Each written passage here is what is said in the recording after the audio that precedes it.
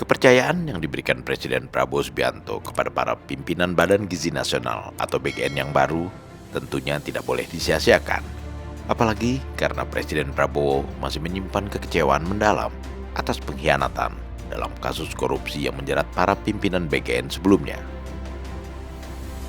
Tetapi sejauh ini, para pimpinan BGN yang baru tampak semakin aktif dan proaktif membenahi tata kelola program makan bergizi gratis atau MBG, serta membuka kerjasama dengan berbagai pihak untuk ikut mengawasi jalannya MBG. Salah satunya adalah kerjasama dengan Komisi Pemberantasan Korupsi atau KPK, hal yang tidak mau dilakukan oleh pimpinan BGN sebelumnya. Padahal KPK pernah menyodorkan hasil kajian tentang tata kelola MBG kepada mantan Ketua BGN, Dadan Hindayana, tetapi Dadan tidak pernah mengubrisnya.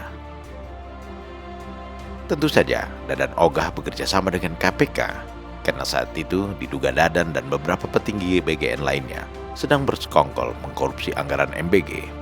Hasil kajian itu sebenarnya sudah diserahkan KPK kepada Dadan Hindayana pada 17 Maret 2026. Namun mantan Ketua BGN itu tak kunjung menanggapinya, sampai akhirnya pimpinan BGN berganti.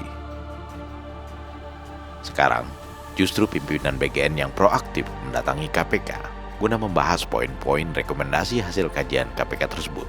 Ada 10 poin rekomendasi hasil temuan KPK kepada BGN, yang antara lain menyoroti lemahnya regulasi pelaksanaan program MBG, khususnya dalam mengatur tata kelola program. KPK juga menyoroti tingginya potensi konflik kepentingan dalam penentuan mitra SPPG, karena kewenangan yang terpusat dan SOP yang belum jelas, kemudian lemahnya transparansi dan akuntabilitas, terutama dalam proses verifikasi dan validasi yayasan mitra, penentuan lokasi dapur MBG, serta tidak adanya pelaporan dan pertanggungjawaban keuangan dari pihak BGN. KPK juga mempertanyakan banyaknya dapur MBG yang tidak memenuhi standar teknis SPPG, yang berdampak pada terjadinya kasus keracunan makanan di berbagai daerah. KPK menilai pengawasan keamanan pangan yang dilakukan BGN belum optimal, dengan minimnya keterlibatan Dinas Kesehatan dan Badan Pengawasan Obat dan Makanan atau BPOM sesuai kewenangannya. Rekomendasi KPK itu disambut baik oleh pimpinan BGN yang baru, sehingga tercapailah kesepakatan bahwa KPK akan mendampingi BGN dalam memperbaiki tata kelola MBG sesuai kajian yang telah disampaikan.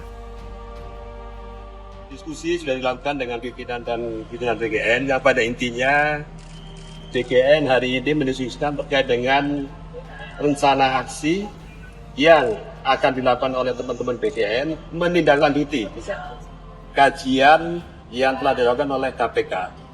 Ada 10 rekomendasi kajian yang sudah kami berikan, dan hari ini BGN menyampaikan rencana aksi yang akan dilakukan. Dan nanti tentunya kami dari Kedeputian Monitoring akan melakukan pengawasan. Lalu kami mendiskusikan 10 temuan tersebut dan kami menyusun rencana tindaknya. Secara formal tadi kami menyampaikan rencana tindak tersebut kepada seluruh tadi diwakili beberapa pimpinan ya, ketua tadi hadir, ada beberapa ketua yang hadir di situ, dan kemudian kami mendiskusikan antara lain beberapa rencana tindak yang akan kami lakukan. Di sisi lain, BGN juga proaktif berdiskusi dengan Dewan Ekonomi Nasional atau DEN untuk membahas hasil kajian independen atas pelaksanaan program makan bergizi gratis. Dari hasil kajian DEN di 800 titik SPPG ditemukan adanya perputaran belanja pangan lebih dari 120 triliun rupiah per tahun dan penyerapan tenaga kerja sebanyak 1,2 juta orang.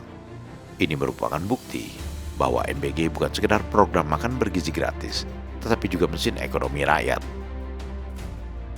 Meskipun hasil kajian DEN sangat positif atas perputaran ekonomi lokal sebagai efek berganda atau multiplier efek dari program MBG, namun BGN mengakui masih banyak hal yang perlu dibenahi.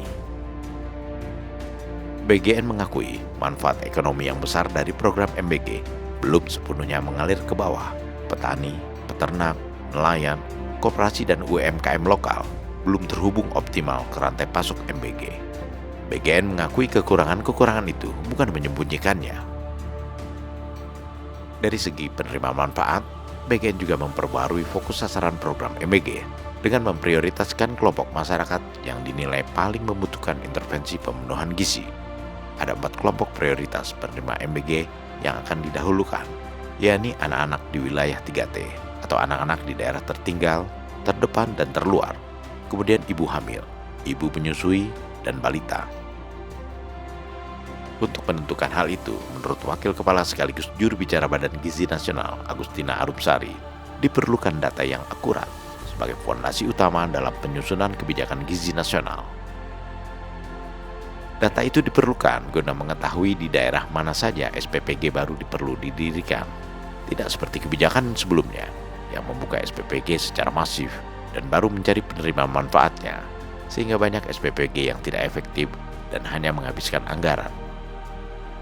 Mungkin yang kemarin itu kan ya mungkin teman-teman udah tahu lah ya, ada jual beli titik, sehingga yang menjadi fokus tuh SPPG-nya, penerima manfaatnya ya pokoknya nanti dicari terdekat di situ. Nah, kami tidak ingin seperti itu, maka sekarang pastikan dulu penerima manfaat, pastikan dia akan di supply gitu, diantar dari SPPG yang mana.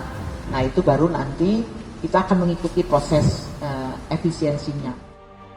Dengan kebijakan baru yang diterapkan pimpinan BGN sekarang, anggaran MBG juga berpotensi berkurang. Kalangan DPR sudah menyebut-nyebut bahwa anggaran MBG kemungkinan akan berkurang menjadi 174 triliun rupiah dari sebelumnya 268 triliun rupiah. Sebuah pengurangan anggaran yang cukup besar, namun bukan berarti kualitas MBG juga diturunkan. Kualitas MBG justru harus ditingkatkan dengan ditentukannya sasaran penerima prioritas yang memang benar-benar membutuhkan intervensi gizi dari pemerintah.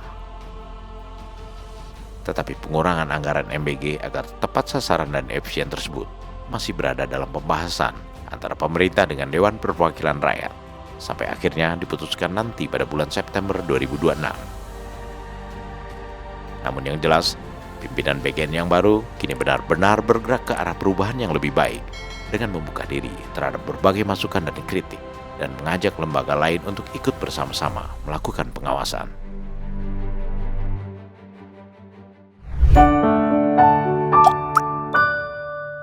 Men of our time.